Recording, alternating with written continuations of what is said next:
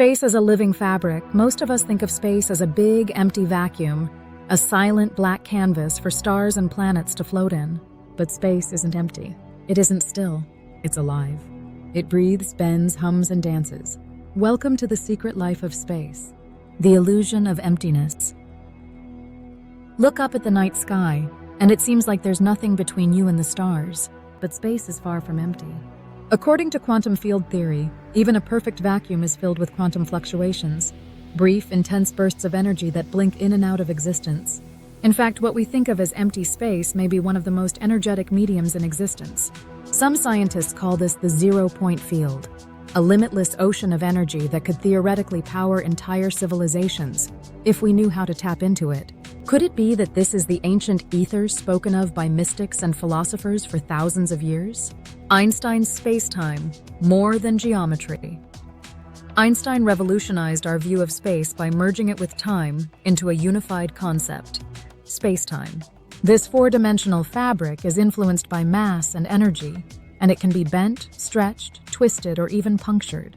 Massive objects like stars and black holes create dimples in the space-time fabric, warping it so much that light itself curves. That's not science fiction. It's been photographed in the bending of starlight during eclipses and confirmed by gravitational lensing from distant galaxies. But here's the kicker: space can ripple. When two black holes collide, they send out gravitational waves, actual ripples in the space-time fabric, like tossing stones into a cosmic pond. These were first directly detected in 2015 by LIGO, proving that space behaves like a medium. What kind of fabric can carry waves, bend under pressure, and store energy? Maybe space isn't just a stage, it's a living field. The ether returns? Ancient civilizations describe something eerily similar to modern physics' quantum field. The Hindus called it akasha. The Greeks called it ether. The Chinese spoke of qi. And in the West, it became known as the luminiferous ether, a medium once believed to carry light waves. Science dropped the concept of ether after the Michelson-Morley experiment failed to detect it in 1887. But with the discovery of dark energy, zero-point fields, and space-time curvature, many scientists are reconsidering. Maybe they just didn't know what to look for. Even Nikola Tesla, who was famously ahead of his time, described space as a kind of gas-like medium, filling all space and enabling energy to travel across the vacuum. In other words, maybe space has substance. Maybe it is the source of substance. Electric universe and plasma cosmology. An alternative theory gaining traction is the electric universe model. It proposes that space is filled with plasma, electrified gas, and that the universe is wired together by enormous cosmic currents. In this model, gravity is only part of the story. Electricity and magnetism play a much larger role than standard cosmology acknowledges. Galactic structures, star formations, even planetary weather may all be influenced by electric charge and plasma filaments connecting celestial bodies. Mainstream science may not accept all of this yet, but the model explains certain phenomena that traditional gravity-based models struggle with, like why galaxies spin the way they do without flying apart. Could it be that the universe is not just alive, but electric? The harmonics of space. If space is a medium, then it can vibrate. And if it can vibrate, it can create sound, even if we can't hear it with our ears. Ancient cultures claimed the universe was sung into existence through logos, or word. Today, we call this idea sematics, the study of how sound vibrations influence matter. Patterns formed by sound waves in sand or water resemble the intricate structures found in cells, galaxies, and even sacred temples.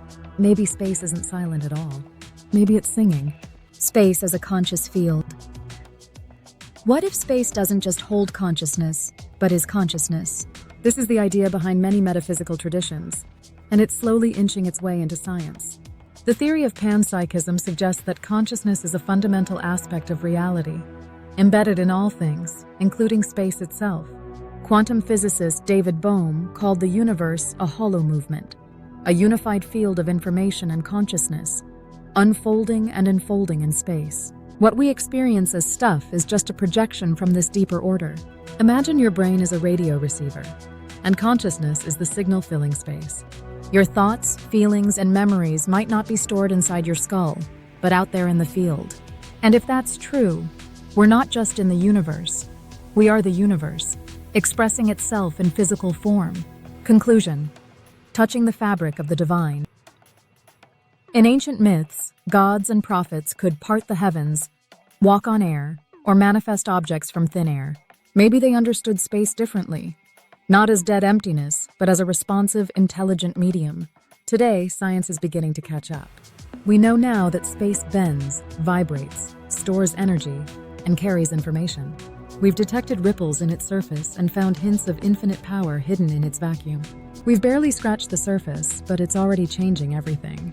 Space isn't just out there, it's here. It's us. In the next chapter, we'll dive into something that might connect space, time, and reality itself: the holographic principle. If true, it could mean that everything you experience is a projection from somewhere else, like a cosmic movie screen, playing just for you. Let's pull back the curtain. Global Robotics Corporation. Robert Colee, Bob Colee at Outlook.com. Global Robotics Corp. Please like, comment, and subscribe. Wash AI, wash robot, not SF, Mars 3D, Chash Pyramid, Chash Quantum, Chash Meditation, SP/Aerospace.